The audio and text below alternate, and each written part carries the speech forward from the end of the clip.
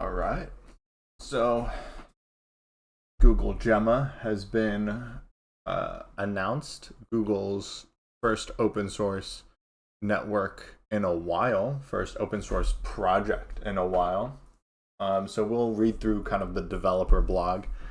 They don't go into too much details, but I mean, because it's open source, you can really just play around with it and do whatever. So we'll read through. It's supposedly based off of Gemini, which I'm sure is true. I mean, we went through the Gemini paper and, they just say, oh, we feed all the modalities into a transformer. Ooh. So yeah, it's just a transformer large language model. But that's open source. So that's new for Google. Well, not new, but definitely not common nowadays.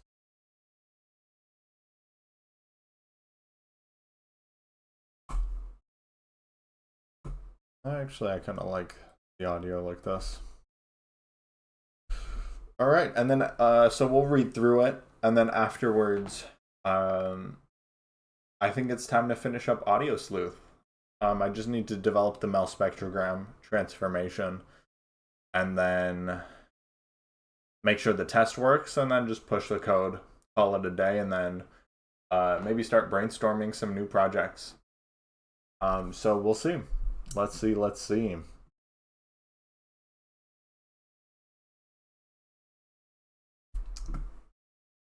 So let's go to Google Gemma.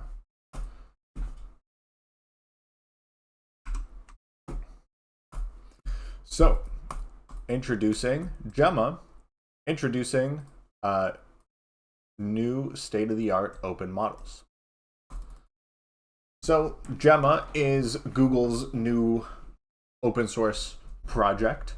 According to them, Gemma is built for responsible AI development from the same research and technology used to create Gemini models. So this is a transformer-based large language model, obviously scaled down, as we will see. And my guess is that it's scaled down because I really doubt that Gemini Ultra Pro Mega Max, or whatever they call it, is only 7 billion parameters. Let's be real. It's probably a mixture of experts of that goes up to a trillion plus. According to GPT-4 leaks, we know that it is a mixture of experts, an 8-way mixture of experts, I believe, of 200 billion parameters, adding up to about 1.6 trillion parameters. And OpenAI, despite being absolutely massive and having practically half of Microsoft's cloud available to them, they still do not come. They do not compare to Google. So I'm willing to bet that Gemini is infinitely larger. Obviously not infinitely, but substantially larger, especially Gemini at the highest level. So yes, it is the same research and technology used to create Gemini models.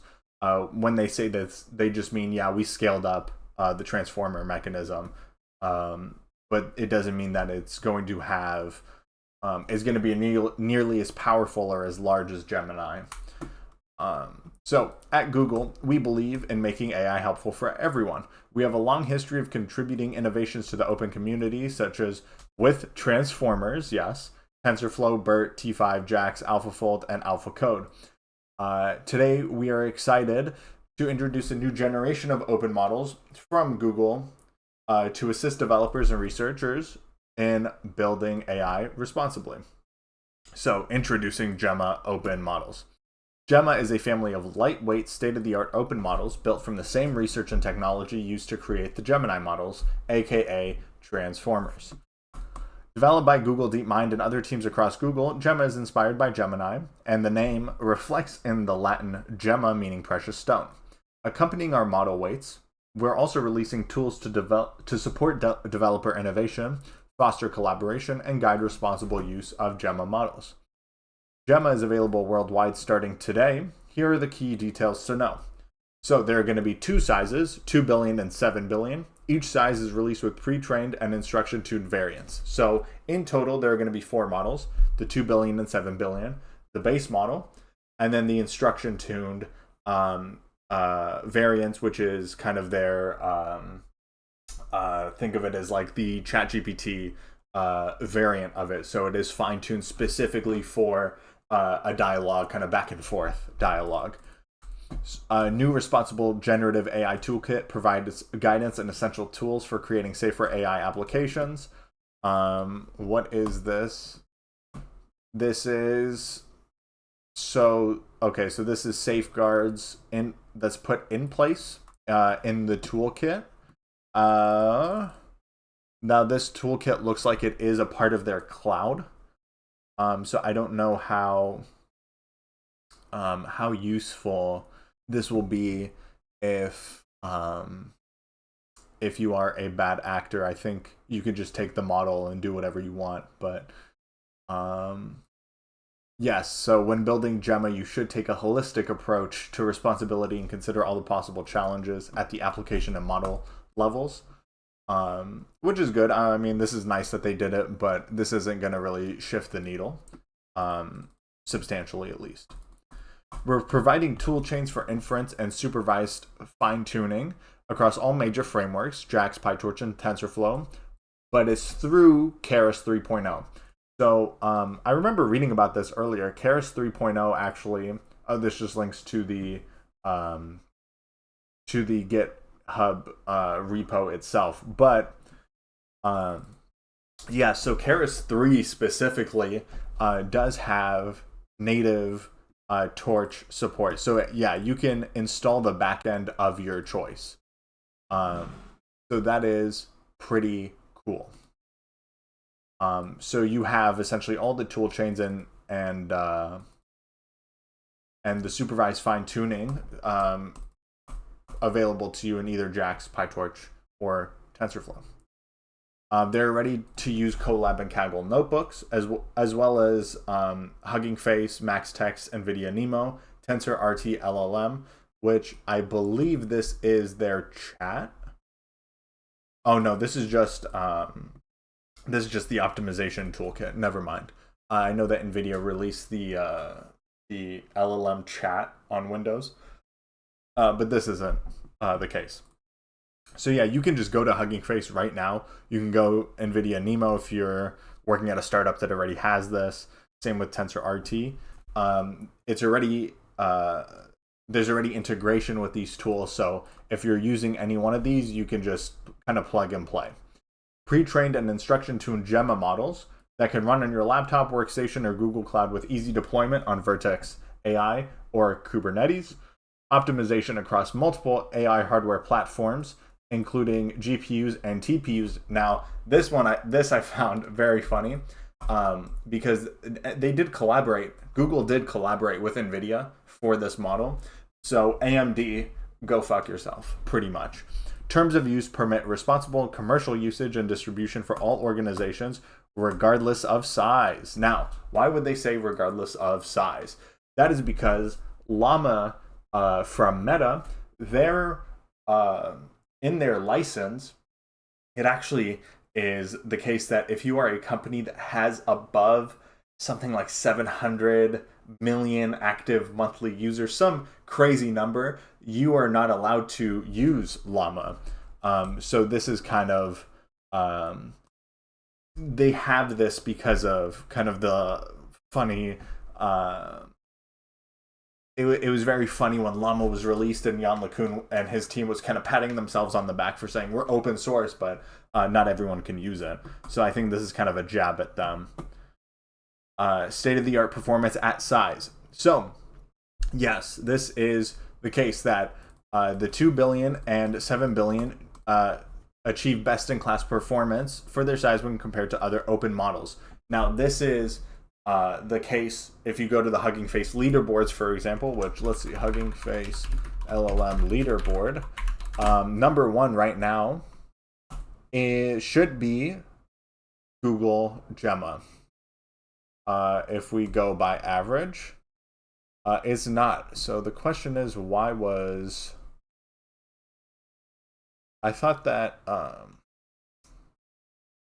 dude, I could have sworn that on LinkedIn,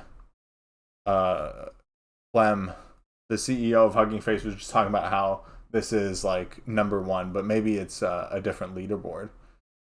Okay, that's fine. They're capable of running directly on a developer laptop or desktop computer. Notably, Gemma suppresses significantly larger models on key benchmarks while adhering to our rigorous standards for safe and responsible outputs. Responsible by design. So this is obviously talking about how, they really heavily regulated this model. Additionally, we use extensive fine-tuning and reinforcement learning from human feedback to align our instruction-tuned models with responsible behaviors.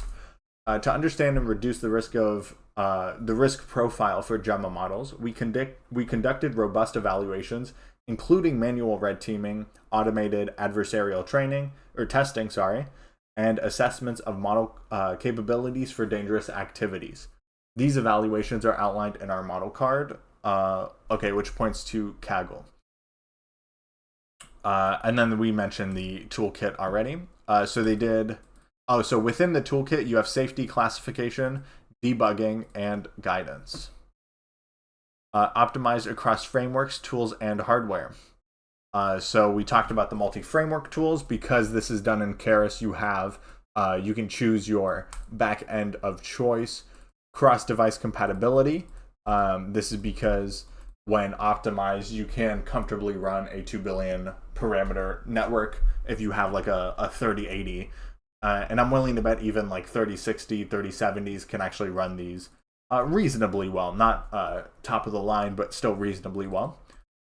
So we've partnered with NVIDIA to optimize for NVIDIA GPUs specifically. So if you have an AMD GPU, sucks to suck. Get good. Skill diff. Get better. Get better. Get better neural optimizers. Get owned. From the data center to the cloud to local RTX AI PCs, you should be good to go. And then obviously it's going to be optimized for Google Cloud for GPU, TPU, and CPU performance. And then you can get free credits if you have something meaningful to work on. I don't, because I'm dumb.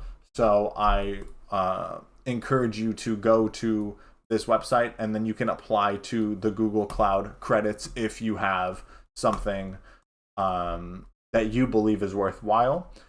There we go.